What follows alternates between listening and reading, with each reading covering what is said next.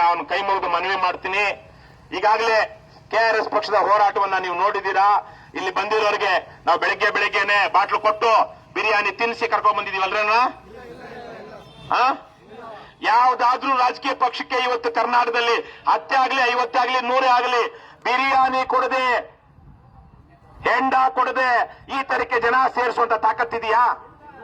ಜಾತಿ ಹೇಳ್ಕೊಂಡು ಇನ್ನೊಂದು ಹೇಳ್ಕೊಂಡು ಆವಾಗ್ಲೂ ಕೊಡಬೇಕು ಖರ್ಚಿಗೆ. ಇವತ್ತು ಕರ್ನಾಟಕ ರಾಜ್ಯ ಸಮಿತಿ ಪಕ್ಷದ ಸೈನಿಕರು ನೀವು ರಾಜ್ಯದ ಮೂಲೆ ಮೂಲೆಗಳಿಂದ ಬಂದಿದ್ದೀರಾ. ಇದನ್ನ ನೋಡಿನಾದ್ರೂ ಬಾಗಲಕೋಟೆಯ ವಿಧಾನಸಭಾ ಕ್ಷೇತ್ರದ ಮತದಾರರು ಕೆಆರ್ಎಸ್ ಪಕ್ಷವನ್ನ ಬೆಂಬಲಿಸಬೇಕು ಅಂತ ನಾನು ಮನವಿ ಮಾಡ್ಕೊಳ್ತೀನಿ. ಈ ಚುನಾವಣೆಯಲ್ಲಿ ಆ ಕಡೆ ಕಾಂಗ್ರೆಸ್, ಈ ಕಡೆ ಬಿಜೆಪಿ ಇಬ್ಬರು ಹೇಮಿ ಏನ್ ಮಾಡ್ತಾರೆ? ಹಂಚುತ್ತಾರೆ, ಹಂಚುತ್ತಾರೆ. ಈಗಾಗಲೇ ಹಂಚಿಕೆ ಆಗಿದೆ ಬಹುತೇಕ ಕಡೆಗಳಲ್ಲಿ. ಅದ್ರ ಜೊತೆಗೆ ಇವತ್ತು ಮುಖ್ಯಮಂತ್ರಿ ಸಿದ್ದರಾಮಯ್ಯ ಬರ್ತಾ ಇದ್ದಾರೆ. ಮೇಟಿ ಇಲ್ಲಿದ್ದಂತಹ ಮಾಜಿ ಸಚಿವರು ಯಾಕವ್ರು ರಾಜೀನಾಮೆ ಕೊಟ್ಟಣ? ಯಾಕ್ರಪ್ಪ ನಿಮ್ಮ MLA ರಾಜೀನಾಮೆ ಕೊಟ್ಟಿದ್ದು 6-7 ವರ್ಷದಿಂದ? ಯಜಮಾನ್ರೆ ಕಿತಾಪತಿ ಏನ್ ಕಿತಾಪತಿ? ಅದೇ ಏನ್ ಕಿತಾಪತಿ ಮಾಡಿದ್ರು? ಲೈಂಗಿಕ ಹಗರಣ. ಇವತ್ತು ನಮ್ಮ ಬಹುತೇಕ MLAಗಳು ಅವ್ರ ಹತ್ರ ಏನೋ ಕೆಲಸ ಕೇಳ್ಕೊಂಡು ಬರೋ ಹೆಣ್ಮಗಳನ್ನ ಎಲ್ಲ ಕರೀತಾರಪ್ಪ, ಮಂಚಕ್ಕೆ ಕರೀತಾರೆ. ಸರಿ ತಾನೆ? ಏನ್ ನಿಮ್ಮ ಹೆಸರು?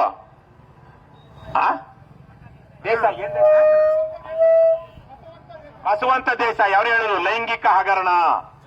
ಇವತ್ತು ಬೆಂಗಳೂರು ಕಡೆ ಒಂದಷ್ಟು ವಿಶೇಷವಾದ MLAಗಳಿದ್ದಾರೆ, MLA ಅಥವಾ ಮಾಜಿ MLAಗಳು. ಅವರು ಅವ್ರ ಹತ್ರ ಗಂಡಸರು ಹೋಗೋದಿಲ್ಲ, ಅವ್ರನ್ನು ಗಂಡಸರನ್ನು ಮಂಚಕ್ಕೆ ಕರೀತಾನೆ ಆ MLA, ಗಂಡಸಾದ MLA. ಇನ್ನು ಹೆಂಗಸರಂತೂ ಬಹುತೇಕ ಕಡೆಗಳಲ್ಲಿ ಯಾವುದೇ MLA ಆಫೀಸ್ಗೆ ಹೋದ್ರೆ ಹೆಂಗಸರು ಅವರು ಮಾನ ಮರ್ಯಾದೆ ಇಟ್ಕೊಂಡು ಆಚೆಗೆ ಬರ್ತಾರಂತ ಗಾತ್ರಿ ಇಲ್ಲ. ಇದೇನ್ರಪ್ಪ? ಏನ್ ಒಬ್ಬೊಬ್ಬ ಅಲ್ಲ, ಲಂಪಟರು, ವ್ಯಭಿಚಾರಿಗಳು, ಕುಲ ಕಂಟಕರು ಇವತ್ತು ನಮ್ಮ ಬಹುತೇಕ MLAಗಳು. ಮೊನ್ನೆ 10 ಜನ 11 ಜನ ಸತ್ತೋದ್ರು IPL ಅಲ್ಲಿ. ಆ IPL ಸತ್ತೋದ್ಮೇಲೆ ಏನು ಬಿಜೆಪಿ ಅವರು, JDS ಅವರು ಲಬ ಲಬ ಲಬ ಅಂತ ಬಾಯ್ ಪಡ್ಕೊಂಡ್ರು ಅಲ್ವೇನ್ರಪ್ಪ? ಇವತ್ತು ಬದ್ಮಾಶ್ಗಳು ಕ್ಯೂ ನಿಂತಿದ್ದಾರೆ. ಏನಕ್ಕೆ? ಟಿಕೆಟ್ಗೆ, ಫ್ರೀ ಟಿಕೆಟ್, ಬಿಟ್ಟಿ ಟಿಕೆಟ್ಗೆ. ನಾಲಾಯಕಗಳು, ಬದ್ಮಾಶ್ಗಳು. ಇವರಿಗೆ ಮಾನ ಮರ್ಯಾದೆ ಇರ್ತಾರ ಅಂತಾರೆ MLAಗಳನ್ನ. ಬರುತ್ತೆ ಜನ ಹಾದಿ ಬೀದಿನಲ್ಲಿ ನೇಪಾಳದಲ್ಲಿ ಮಾಡ್ದಂಗೆ ಈ ಕಡು ಭ್ರಷ್ಟ, ಜನದ್ರೋಹಿ, ಲಂಪಟ, ವ್ಯಭಿಚಾರಿ, ಕಳ್ಳ MLAಗಳನ್ನ ಹಾದಿ ಬೀದಿಯಲ್ಲಿ ಅಟ್ಟಾಡಿಸ್ಕೊಂಡು ಓಡಾಡ್ಸ್ಕೊಂಡು ಹೊಡಿತಾರೆ. ನೇಪಾಳದಲ್ಲಿ ಆಯ್ತೋ ಇಲ್ವೋ? ಶ್ರೀಲಂಕಾದಲ್ಲಿ ಆಯ್ತೋ ಇಲ್ವೋ? ಕರ್ನಾಟಕದಲ್ಲೂ ಅದಕ್ಕೆ ಮುನ್ನುಡಿ ಈಗಾಗಲೇ ಬರೆಯಲಾಗಿದೆ. ಎಚ್ಚೆತ್ತುಕೊಂಡ್ರೆ ಸರಿ ಈ JCB ಪಕ್ಷಗಳ ಬದ್ಮಾಶ್ ರಾಜಕಾರಣಿಗಳು. ಇಲ್ಲ ಅಂದ್ರೆ ಹಾದಿ ಬೀದಿನಲ್ಲಿ ಜನ ಇವರನ್ನ ಹಟ್ಟಾಡಿಸ್ಕೊಂಡು ಹೊಡಿತಾರೆ. ಅಂತಹ ಸಂದರ್ಭದಲ್ಲಿ ಇವೆಲ್ಲ ತಿಳ್ಕೊಂಡಿರುವಂತಹ ಜನತೆ ಏನಣ, ಹಣಕ್ಕೆ ಹೆಂಡಕ್ಕೆ ಓಟ್ ಹಾಕಿ ನಿಮ್ಮ ಕಾಲ್ ಮೇಲೆ ಕಲ್ಲು ಹಾಕೊಂಡು ನಿಮ್ಮ ಮಕ್ಕಳ ಭವಿಷ್ಯನ ಹಾಳು ಮಾಡಬೇಡಿ. ಕೊಡ್ತಾರಾ? ನಿಮ್ಮಿಷ್ಟ. ಮನೆಗೆ ಬಲವಂತವಾಗಿ ತಂದು ಕೊಡ್ತಾರೆ. ಇನ್ನೊಂದಷ್ಟು ಜನ ಇದ್ದಾರೆ, ಅದೇನೋ ನಮ್ಮಲ್ಲಿ ಒಂದು ಗಾದೆ ಇದೆ, ಬಿಟ್ಟಿ ಊಟ ಅಂದ್ರೆ ಮೈಯೆಲ್ಲ ಹಸುವು ಅಂತ. ಆ ತರಕ್ಕೆ ರಾತ್ರಿ 11 ಗಂಟೆ 12 ಗಂಟೆನಲ್ಲಿ ಬಾಗಿಲು ತಗೊಂಡಿರ್ತಾರೆ. ಅವರು ಬರ್ತಾರಲ್ಲ ಹಂಚೋದಿಕ್ಕೆ, ಅವ್ರು ಬಂದಾಗ ಅಕಸ್ಮಾತ್ ಬಾಗಿಲು ಹಾಕಿದ್ರೆ ಹೋಗ್ಬಿಡ್ತಾರೇನೋ ಅಂತ. ಅಲ್ವೇನಣ್ಣ? ನೀವು ಹಂಗೆ ಮಾಡ್ತೀರೇನ್ರಪ್ಪ? ಚಪ್ಪಲಿ ತಗೊಂಡು ನೋಡಿರಯ್ಯ ಒಂದ್ಸಲ ಲೋಫರ್ಗಳನ್ನ. ಚಪ್ಪಲಿ ತಗೊಂಡು ರಪ ರಪ ರಪ ರಪ ರಪ ರಪ ಅಂತ ಈ ಹಣ ಹಂಚೋದಿಕ್ಕೆ, ಹೆಣ್ಣ ಕುಡ್ಸೋದಿಕ್ ಬಂದವ್ರನ್ನ ಹೊಡೆದ್ರೆ ಚಪ್ಪಲಿ ಕಿತ್ತೋಗಿರೋ ಚಪ್ಪಲಿ ಹೊಡಿಬೇಕು ಲೋಫರ್ಗಳನ್ನ. ಆವಾಗ ಮಾನ ಮರ್ಯಾದೆಯಿಂದ ಚುನಾವಣೆ ಮಾಡ್ತಾರೆ. ನಮ್ಮ ಚುನಾವಣಾ ಆಯೋಗ ಅನ್ನೋದೇನಿದೆ ಅದು ಕೇವಲ JCB ಪಕ್ಷಗಳ ಭ್ರಷ್ಟಾಚಾರಕ್ಕೆ ಸಾಥ್ ಕೊಡ್ತಾ ಇರುವಂತಹ ಒಂದು ಜನದ್ರೋಹಿ ಸಂಸ್ಥೆ. ಅದು ಜನಪರವಾದ ಪ್ರಜಾಪ್ರಭುತ್ವವನ್ನು ಎತ್ತಿಡಿಯುವಂತಹ ಸಂಸ್ಥೆ ಅಲ್ಲ. ಹಾಗಾಗಿ ಬಾಗಲಕೋಟೆ ವಿಧಾನಸಭಾ ಕ್ಷೇತ್ರದಲ್ಲಿ ಮಾತ್ರ ಇವತ್ತು ನಮ್ಮ ಅಭ್ಯರ್ಥಿ ಇರುವಂತಹ ಸಂದರ್ಭದಲ್ಲಿ ಯಾವುದೋ ಒಂದು ಟೆಕ್ನಿಕಲ್ ಕಾರಣಕ್ಕಾಗಿ ದಾವಣಗೆರೆ ದಕ್ಷಿಣ ವಿಧಾನಸಭಾ ಕ್ಷೇತ್ರದಲ್ಲಿ ನಮ್ಮ ಅಭ್ಯರ್ಥಿ ನಾಮಪತ್ರ ತಿರಸ್ಕೃತವಾಯಿತು. ಇವತ್ತು ರಾಜ್ಯದ ಮೂಲೆ ಮೂಲೆಗಳಿಂದ ಬಂದು ನಾಗರಾಜ್ ಕಲ್ಕುಟ್ಗಾರ್ ಅನ್ನುವಂತಹ ಅಭ್ಯರ್ಥಿಗೆ ನಮ್ಮ ಪಕ್ಷದ ಸೈನಿಕರು ಪ್ರಚಾರ ಮಾಡ್ತಾ ಇದ್ದಾರೆ. ನಾಗರಾಜ್ ಕಲ್ಕುಟ್ಗಾರ್ ಈಗಾಗಲೇ 2-3 ಚುನಾವಣೆಯನ್ನ ಇದೇ ಕ್ಷೇತ್ರದಲ್ಲಿ ನಿಂತವ್ರು ಅಲ್ವೇನಪ್ಪ? ಎಷ್ಟಪ್ಪ ಆಯ್ತು? MLAಗೆ 3ನೇ ಸಲ ಸ್ಪರ್ಧೆ ಮಾಡ್ತಿರೋದು. ಬಾಗಲಕೋಟೆ ಲೋಕಸಭಾ ಕ್ಷೇತ್ರಕ್ಕೂ ಒಮ್ಮೆ ಸ್ಪರ್ಧೆ ಮಾಡಿದ್ದಂತವ್ರು ಇದೇ ಬಾಗಲಕೋಟೆ ಅವರು, ಬೇರೆ ಎಲ್ಲೋ ಬಂದಿದ್ದಲ್ಲ. ಇಂಜಿನಿಯರಿಂಗ್ ಮಾಡಿಕೊಂಡು MS ಮಾಡ್ಕೊಂಡಿರುವಂತಹ ಒಬ್ಬ ವಿದ್ಯಾವಂತ. ಅವ್ರಿಗೇನೋ ಒಂದು ತರಹದ ಹುಚ್ಚು, ನಮ್ಮಾಗೇನೆ, ನಮ್ಗಿಂತ ಇನ್ನು ಬೇರೆ ತರದ್ದೇ ಹುಚ್ಚು ಅವ್ರಿಗೆ. ಪಾದಯಾತ್ರೆ ಮಾಡೋದು, ಅಲ್ಲೋಗೋದು ಇಲ್ಲೋಗೋದು, ಯಾವುದೋ ಜನಪರ ಹೋರಾಟದಲ್ಲಿ ಪಾಲ್ಗೊಳ್ಳೋದು, ಒಂಥರ ಹೀರೋ. ನಾವ್ ಯಾರು ಬೇಕು ಅಂತೀವಿ? ಲೀಡರ್ ಬೇಕು ಅಂತೀವಿ. ಆದ್ರೆ ನಮ್ಮ ಮಧ್ಯಲ್ಲಿಂತ ಹೀರೋಗಳು ಇರ್ತಾರೆ. ಅವರು ಹೀರೋ ಇಂದ ಲೀಡರ್ ಆಗ್ಬೇಕು ಅಂದ್ರೆ ಅವರು ಬದಲಾಗಬೇಕು, ಜನನು ಅವರನ್ನ ಬೆಂಬಲಿಸಬೇಕು. ಇವತ್ತು ಈ ಮೇಟಿ ಮಗನ ತರಕ್ಕೋ ಚರಂತಿ ಮಠ ತರಕ್ಕೋ ಹಣ ಹಂಚೋದು ಅಥವಾ ಚುನಾವಣಾ ಅಕ್ರಮಗಳನ್ನ ಮಾಡುವಂತದನ್ನ ನಾವು ಅವಕಾಶ ಇದ್ರೂ ಮಾಡೋದಿಲ್ಲ. KRS ಪಕ್ಷ ಅದನ್ನ ವಿರೋಧಿಸುತ್ತೆ. ಅಂತಹ ರೀತಿಯಲ್ಲಿ ನಾವು ಇಲ್ಲಿ ತನಕ ಚುನಾವಣೆಗಳನ್ನ ಮಾಡ್ಕೊಂಡು ಬಂದಿದ್ದೀವಿ. ಯೋಗ್ಯರನ್ನ ನಾವು ಜನರ ಮುಂದೆ ಇಡ್ತಾ ಇದ್ದೀವಿ. ಜನ ನಮಗೆ ಅಲ್ಲಲ್ಲಿ ಒಂದಷ್ಟು ಬೆಂಬಲಿಸ್ತಾ ಇದ್ದಾರೆ. ಇನ್ನೊಂದಷ್ಟು ಕಡೆಗಳಲ್ಲಿ ಹಣಕ್ಕೋ ಹೆಂಡಕ್ಕೋ ಜಾತಿಗೋ, ಈ ಜಾತಿ ಅನ್ನೋದು ಇದೆಯಲ್ಲ ನಮ್ಮ ಕರ್ನಾಟಕದಲ್ಲಿ, ಜಾತಿ ಮಾಡಿರುವಷ್ಟು ತಾರತಮ್ಯ, ನಮ್ಮ ಜಾತಿ ವ್ಯವಸ್ಥೆ ಮಾಡಿರುವಷ್ಟು ಮೋಸ, ಜಾತಿ ವ್ಯವಸ್ಥೆ ಮಾಡಿರುವಷ್ಟು ಶೋಷಣೆ ಇನ್ಯಾವ ಈ ದುಡ್ಡು ಕೂಡ ಮಾಡಿಲ್ಲ. ಅದಕ್ಕೆ ತಾನೇ ಬಸವಣ್ಣ ಇಲ್ಲಿ ಹುಟ್ಟು ಬಂದಿದ್ದು. ಎಲ್ಲಪ್ಪ ಬಸವಣ್ಣನ ಕರ್ಮಭೂಮಿಯ ಜನ್ಮಭೂಮಿ ಯಾವುದು? ಅವಿಭಜಿತ ಬಿಜಾಪುರ ಜಿಲ್ಲೆ ಕೂಡಲ ಸಂಗಮ ಅಲ್ಲ, ಬಸವನ ಬಾಗೇವಾಡಿ ಊರಲ್ಲಿ ಬಸವಣ್ಣ ಹುಟ್ಟಿದ್ದು. ಅದು ಇವತ್ತು ಬಸವಣ್ಣನ ಬಾಗೇವಾಡಿ ಅಂತಾಗಿದೆ. ಕರ್ಮಭೂಮಿಯಲ್ಲಿ ಬೀದರ್ನ ಕಲ್ಯಾಣ ಅನ್ನುವಂತಹ ಕಲ್ಯಾಣಿ ಚಾಲುಕ್ಯರ ರಾಜಧಾನಿ. ಅದಕ್ಕೆ ಇವತ್ತು ನಾವು ಪ್ರೀತಿಯಿಂದ ಏನಂತೀವಿ? ಬಸವ ಕಲ್ಯಾಣ ಅಂತೀವಿ. ಆವತ್ತಿಗೆ 900 ವರ್ಷಗಳ ಹಿಂದೆ ಜಾತಿ ವ್ಯವಸ್ಥೆ ವಿರುದ್ಧ ಹೋರಾಟ ಮಾಡಿದಂತಹ ಬಸವಣ್ಣನ ಪುಣ್ಯಭೂಮಿ ಈ ನಾಡು. ಆದ್ರೆ ಇವತ್ತಿಗೂ ಜಾತಿ ಬಿಟ್ಟಿದೀವಾ?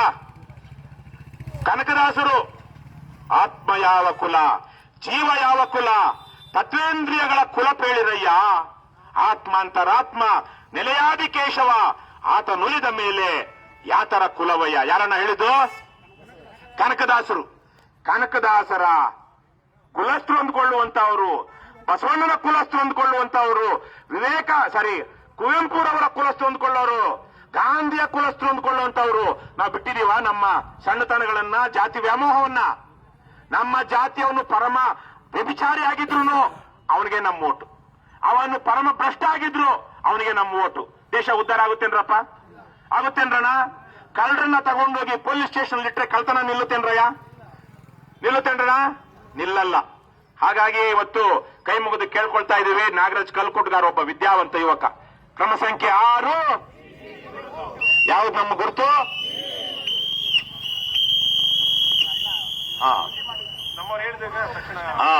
ಇಲ್ಲೊಂದು ಎಲ್ಲ ಜನಕ್ಕೆ ಗೊತ್ತಿರುತ್ತೆ. ಇಲ್ಲಿರೋ ಏನೋ ದಡ್ರ, ಅವ್ರೇನ್ ದಡ್ರ? ಇಲ್ಲಿರೋ ಅಂಗಡಿಯವರು ದಡ್ರನಪ್ಪ. ನೀವು ಕಣ್ಣು ಕಾಣಿಸ್ತಾ ಇದೆಯಲ್ವಾ? ಪಂಚಾಯತ್ಗಳು ಕೆಲಸ ಮಾಡ್ತಿದೆಯಲ್ವಾ? ಇಲ್ಲನ್ನ ಯಾವನಾದ್ರೂ ಬಿಜೆಪಿ ಅವನೋ ಕಾಂಗ್ರೆಸ್ ಅವನೋ ಬಂದು ಅದನ್ನ ಸರಿ ಮಾಡಿಸಿದ್ನಾ? ನಮ್ಗೆ ಆ ಶಕ್ತಿ ಇದೆ. ಆದರೆ ಎಲೆಕ್ಷನ್ ನಲ್ಲಿ ಹಣಕ್ಕೆ ಹೆಂಡಕ್ಕೆ ಓಟ್ ಹಾಕುವ ಜನರಿಂದ ಏನು ಬದಲಾವಣೆ ಆಗಲ್ಲ. ಇವತ್ತು ಬದಲಾಗಬೇಕು. ಏನವ? ನಿನಗಲ್ಲ, ನೀನು ಓಟ್ ಹಾಕೊಳ್ತಿರೋದು ಯಾರಿಗೆ? ನಿನ್ನ ಮಕ್ಕಳ ಭವಿಷ್ಯಕ್ಕೆ. ರಾಜಕಾರಣ ಪವಿತ್ರವಾದದ್ದು. ಅವರೇನೆ ರಸ್ತೆ ಹೇಗಿರಬೇಕು, ಶಾಲೆ ಹೇಗಿರಬೇಕು, ಏನು ಉದ್ಯೋಗ ಸಿಗಬೇಕು, ನಾವು ಬೆಳೆದಂತ ಬೆಳೆಗೆ ಅಂತ ಬೆಲೆ ಸಿಗಬೇಕು ಅಂತ ತೀರ್ಮಾನ ಮಾಡೋದು ಯಾರವ? ರಾಜಕಾರಣಿಗಳವ. ಅಂತ ರಾಜಕಾರಣಿಗಳನ್ನ ಆಯ್ಕೆ ಮಾಡುವಾಗ ನಾವು ಹುಷಾರಾಗಿರ್ಬೇಕೋ ಬೇಡವೋ? ಎಚ್ಚರದಿಂದ ಆಯ್ಕೆ ಮಾಡಬೇಕೋ ಬೇಡವೋ? ದಯವಿಟ್ಟು ಅದನ್ನ ಮಾಡ್ರಿ. ಇಲ್ಲಿ ಏನ್ ಮಾಡಿದ್ದಾರೆ ಕೇವಲ ಒಂದು ಫೋನಲ್ಲಿ ಆಗಿದೆ. ನಮ್ಮ ಜೀವನ ನೆನ್ನೆಯಲ್ಲೆಲ್ಲ ಹೋಗಿ, ಇದಂತೂ ಬಾಗಲಕೋಟೆ ಮೊದಲಿಂದಾನು ಕಚಡ ಊರೇ ಒಂದು ರೀತಿಲಿ.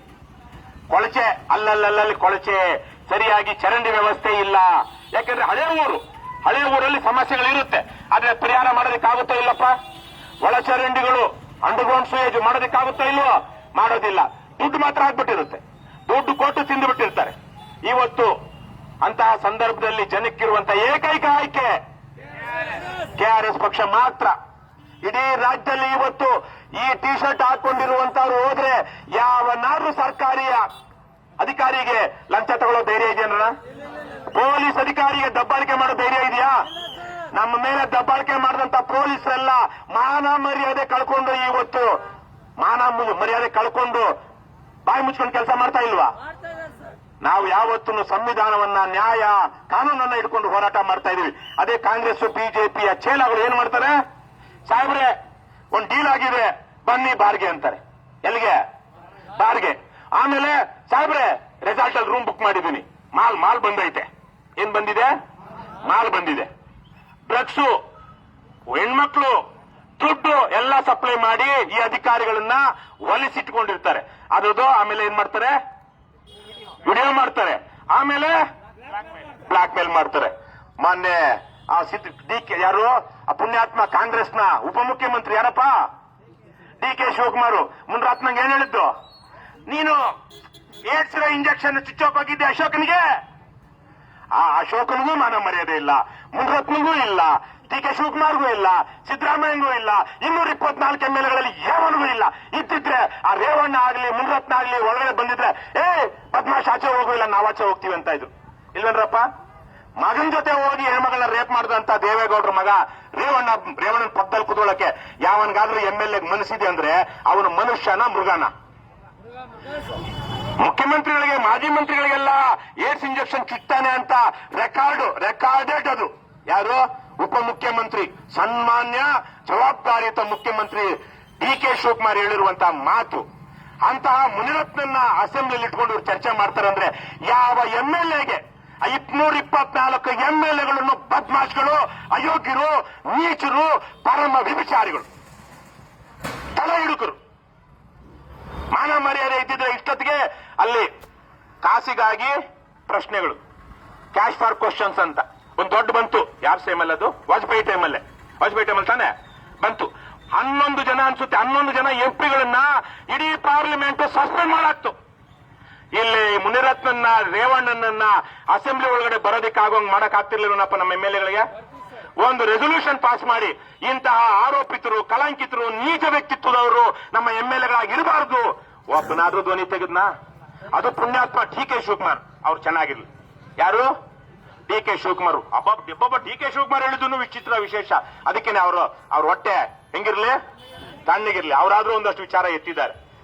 ಮಿಕ್ಕವ್ರು ಯಾರಾದ್ರೂ ಮಾತಾಡಿಲ್ಲ. ಹಾಗಾಗಿ ಇನ್ನು ಮೇಟಿ ಮಗನ್ ಕಳ್ಸಿದ್ರು ಅಷ್ಟೇ, ಶಾಮನೂರ್ ಶಿವಶಂಕರಪ್ಪನ ಮೊಮ್ಮಗನ್ ಕಳ್ಸಿದ್ರು ಅಷ್ಟೇ. ಇವರ ಯೋಗ್ಯತೆ ಇಷ್ಟೇ. ಹಾಗಾಗಿ ನಾನು ಸ್ವಲ್ಪ ಸುದೀರ್ಘವಾಗಿ ಯಾಕೆ ಮಾತಾಡಿದೆ ಅಂದ್ರೆ, ನಾವು ಇಲ್ಲಿ ಮಾತಾಡ್ತಿರೋದನ್ನ ಇಲ್ಲಿ ಅಕ್ಕಪಕ್ಕ ಇರೋರು ಮಾತ್ರ ಅಲ್ಲ, ಇಡೀ ರಾಜ್ಯದ ಜನತೆ ಕೇಳ್ತಾ ಇಲ್ವೇನ್ರಣ್ಣ? ಎಷ್ಟು ಜನರು ಲೈವ್ ಮಾಡ್ತಾ ಇದ್ದೀರಾ? ನೂರಾರು ಸಾವಿರಾರು ಜನ ಇವತ್ತು ಅದನ್ನ ಲೈವ್ ಅಲ್ಲಿ ನೋಡ್ತಾ ಇದ್ದಾರೆ. ಲಕ್ಷಾಂತರ ಜನ ಅದನ್ನ ಇವತ್ತು ಸಂಜೆ ಒಳಗಡೆ ನೋಡ್ತಾರೆ. ಇದೇ ವಿಧಾನಸಭಾ ಕ್ಷೇತ್ರದಲ್ಲಿ ಒಂದು 5,000 ಜನರನ್ನ ಸೇರಿಸಿ ನಾವು ಭಾಷಣ ಮಾಡಿದ್ರೆ ಎಷ್ಟು ಜನಕ್ಕೆ ವಿಚಾರ ಮುಟ್ಟುತ್ತೋ ಅಷ್ಟು ಜನಕ್ಕೆ ವಿಧಾನಸಭಾ ಕ್ಷೇತ್ರದಲ್ಲಿ ಲೈವ್ ಮುಟ್ಟುತ್ತಾ ಇಲ್ವೋ? ಹಾಗಾಗಿ ಇಲ್ಲಿರೋರಿಗೆ, ಇಲ್ಲಿ ಓಡಾಡ್ತಿರೋರ್ಗೆ ಅಷ್ಟೇ ಅಲ್ಲ, ನಾವು ಮಾತಾಡ್ತಿರೋದು ಯಾರಿಗೆ? ರಾಜ್ಯದ ಜನಕ್ಕೆ, ಬಾಗಲಕೋಟೆ ವಿಧಾನಸಭಾ ಕ್ಷೇತ್ರದ ಹಳ್ಳಿಗಳಲ್ಲಿ, ಮೂಲೆಗಳಲ್ಲಿ, ಮನೆಗಳಲ್ಲಿ ಕೂತಿರುವಂತಹ ಮತದಾರರಿಗೆ, ಅವರಿಗೆ ಮತ್ತೊಮ್ಮೆ ನಾನು ಮನವಿ ಮಾಡ್ತೀನಿ, ಸ್ವಲ್ಪ ಮಾನ ಮರ್ಯಾದೆಯಿಂದ ನಾವು ಮತದಾರರು ನಡ್ಕೊಳ್ಬೇಕು. ಯಥಾ ರಾಜ ತಥಾ ಪ್ರಜಾ, ರಾಜ ಇದ್ದಂಗೆ ಜನರು ಅಂತ ಹಿಂದಿನ ಕಾಲದಲ್ಲಿ ರಾಜಪ್ರಭುತ್ವ ಇದ್ದಾಗ. ಇವಾಗ ಯಥಾ ಪ್ರಜಾ ತಥಾ ರಾಜ್ಯ. ನಾವೇನೆ ಹಲ್ಕಾ ಕೆಲಸ ಮಾಡಿ ಹಲ್ಕಾಗಳ ತರ ನಡ್ಕೊಂಡು ಹಲ್ಕಾಗಳು ಓಟ್ ಹಾಕಿದ್ರೆ ಹಲ್ಕಾಗಳಲ್ಲದೆ ನಮ್ಗೇನು ಶ್ರೀರಾಮಚಂದ್ರ ಹುಟ್ಟು ಬರ್ತಾನ? ಶ್ರೀರಾಮಚಂದ್ರ ಬಂದು ಆಡಳಿತ ಮಾಡ್ತಾನ? ರಾಮರಾಜ್ಯ ಆಗುತ್ತಾ? ಏನಪ್ಪಾ, ರಾವಣನ ಗೆಲ್ಸ್ಬಿಟ್ಟು, ಕೀಚಕನ್ನ ಗೆಲ್ಸ್ಬಿಟ್ಟು ಇವ್ರ ಹೆಣ್ಮಕ್ಳ ಮೇಲೆ ಕಣ್ಣು ಹಾಕ್ಬಾರ್ದು ಅಂದ್ರೆ ಆಗುತ್ತೇನ್ರಣ್ಣ? ಮಾಡೋದೇ ಅದೇ ಹಲ್ಕಾ ಕೆಲಸ. ಅವರು ನಾವು ಮಾಡ್ತಿರೋದೇನು, ಹಲ್ಕಾಗಳಿಗೆ ಓಟ್ ಹಾಕಿ ಆಶೀರ್ವಾದ ಮಾಡ್ತಾ ಇದೀವಿ. ಅದನ್ನ ಹೆಂಗೆ ಬಿಟ್ಟಿನೋ, ಅವರು ನಮ್ಮನ್ನ ಸುಲಿಗೆ ಮಾಡಿರೋ ದುಡ್ಡನ್ನ ಮತ್ತೆ ವಾಪಸ್ಸು ನಮಗೆ ಕೊಡುವಾಗ ದಾನ ಅಂತ ನೋಡ್ಬಿಟ್ಟು ಸ್ವಲ್ಪ ಯೋಚನೆ ಮಾಡಿ ಸುದೀರ್ಘವಾಗಿ ಮಾತಾಡಿದ್ದೀನಿ. ಇವೆಲ್ಲ ಯೋಚನೆ ಮಾಡಿ ನಮ್ಮ ಜೊತೆಗೆ ನಮ್ಮ ಪಕ್ಷದ ಅಧ್ಯಕ್ಷರಾದಂತಹ ದೀಪಕ್ ಸಿಎನ್ ಅವರು ಇದ್ದಾರೆ. ಬಹಳ ಜವಾಬ್ದಾರಿಯಿಂದ ಮತ್ತು ಮುತುವರ್ಜಿಯಿಂದ ನಮ್ಮ ವಿಜಯ್ ಕುಮಾರ್ ಅವರು, ನಮ್ಮ ರಾಜ್ಯ ಕಾರ್ಯದರ್ಶಿಗಳು, ಬಾಗಲಕೋಟೆ ಮತ್ತು ಬಿಜಾಪುರದ ಜಿಲ್ಲಾ ಉಸ್ತುವಾರಿಗಳು, ಹಾಗೇನೆ ಉಪಾಧ್ಯಕ್ಷರಾದಂತಹ ಸೋಮಸುಂದರ್ ಬಂದಿದ್ದಾರೆ. ನಮ್ಮ ಜೀವನ್, ಕೃಷ್ಣ ರಾಥೋಡು, ಇಲ್ಲೇ ನಮ್ಮ ಬೆಳಗಾವಿ ಜಿಲ್ಲೆಯ ಬಿಜಾಪುರ ಲೋಕಸಭಾ ಕ್ಷೇತ್ರದ ಅಭ್ಯರ್ಥಿ ಆಗಿದ್ದಂತವರು, ಇನ್ನು ಬೇರೆ ಕೃಷ್ಣ, ಯಾರಪ್ಪ, ವೀರಭದ್ರಪ್ಪ, ಆನಂದ್, ಈ ತರ ರಾಜ್ಯ ಸಮಿತಿ 16 ಸದಸ್ಯರು ಕಳೆದ ಹಲವಾರು ದಿವಸಗಳಿಂದ ಇಲ್ಲಿದ್ದು ಮಾಡ್ತಾ ಇದ್ದಾರೆ, ಚುನಾವಣಾ ಪ್ರಚಾರ ಮಾಡ್ತಾ ಇದ್ದಾರೆ. ಮತ್ತೆ ಅದ್ರ ಜೊತೆಗೆ ಯಾರೆಲ್ಲ ಬಂದಿದ್ದೀರಿ? KRS ನ ಸೈನಿಕರು ನೀವು ಬಂದಿದ್ದೀರಾ. ನಿಮ್ಗೆಲ್ರಿಗೂ ನಾನು ಧನ್ಯವಾದಗಳನ್ನ ತಿಳಿಸ್ತಾ ಮತ್ತೊಮ್ಮೆ ಕ್ರಮ ಸಂಖ್ಯೆ 6